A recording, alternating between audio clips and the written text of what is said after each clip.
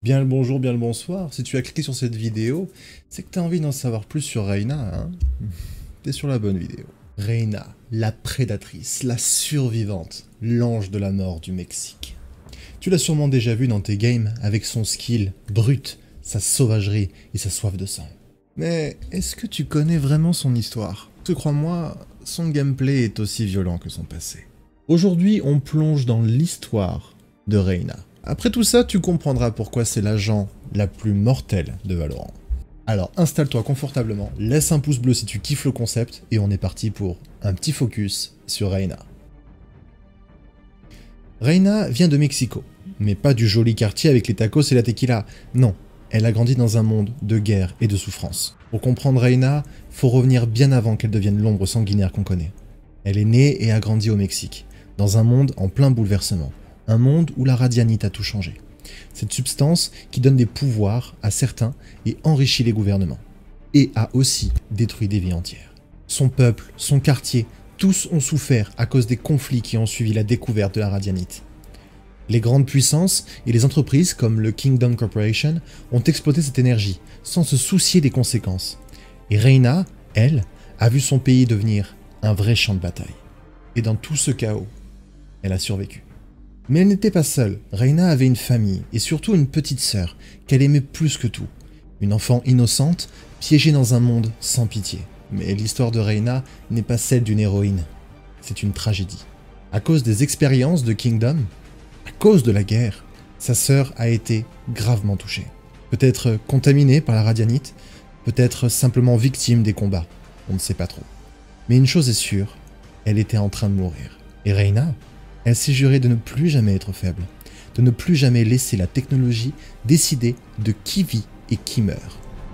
À partir de ce moment-là, elle n'a plus été une victime, elle est devenue un monstre. C'est là qu'elle a découvert son don, le pouvoir de la radianite coulé en elle. Mais pas comme les autres radiants, elle ne se contentait pas d'utiliser l'énergie, elle la dévorait.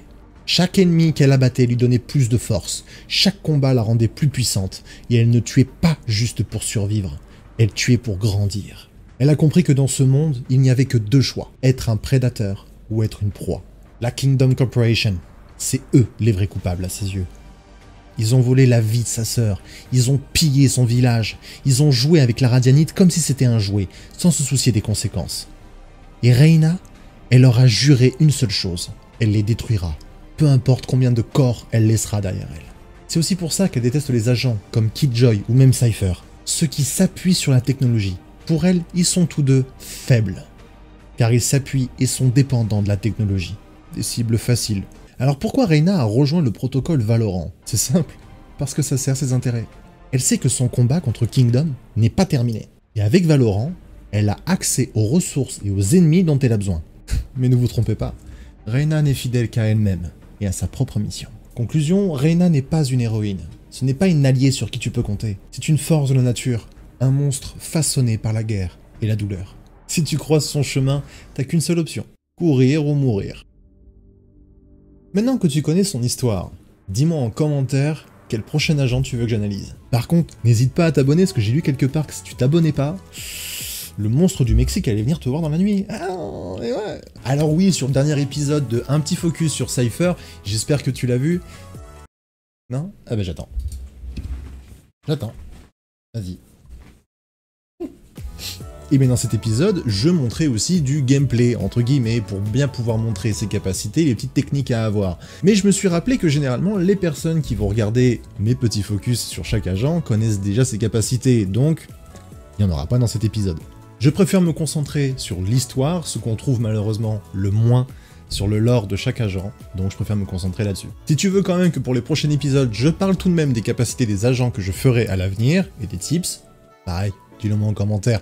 D'une, ça me fera plaisir, de deux, je saurai ce qui te fera plaisir. Je vous fais des bisous, tout partout sur les oreilles, les joues, et les avant-bras, et j'en passe. Salut Jean, à la prochaine pour une nouvelle vidéo. Attends, mais t'es pas Jean, toi? Ils me craderont.